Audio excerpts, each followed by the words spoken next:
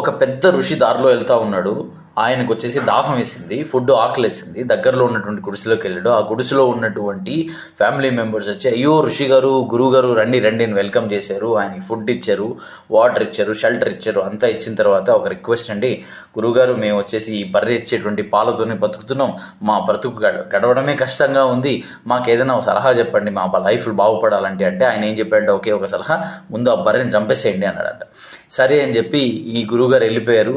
ఒక 3-4 సంవత్సరాల తర్వాత మళ్ళీ గురువుగారు అదే దారిలో తిరిగి వస్తూ ఉన్నారు.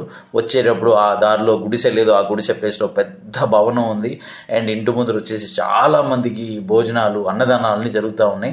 ఆ ఫ్యామిలీ మెంబర్స్ వచ్చి మళ్ళీ గురువుగారు రండి రండి అని చెప్పి వెల్కమ్ చేశారు. సరే అయ్యా, మీరు చెప్పినటువంటి సలహా వల్ల మేము ఆ బర్రెని చంపేసామండి.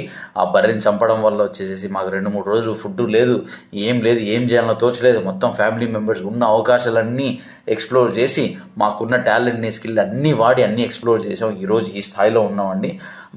మాకు ఆ సలహా ఇచ్చినందుకు చాలా చాలా సంతోషం అండి అని చెప్పి ఆ ఫ్యామిలీ మెంబర్స్ చెప్పారంట.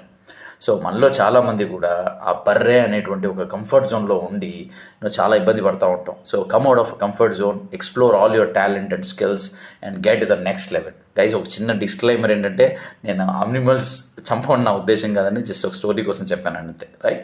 Thank you so much.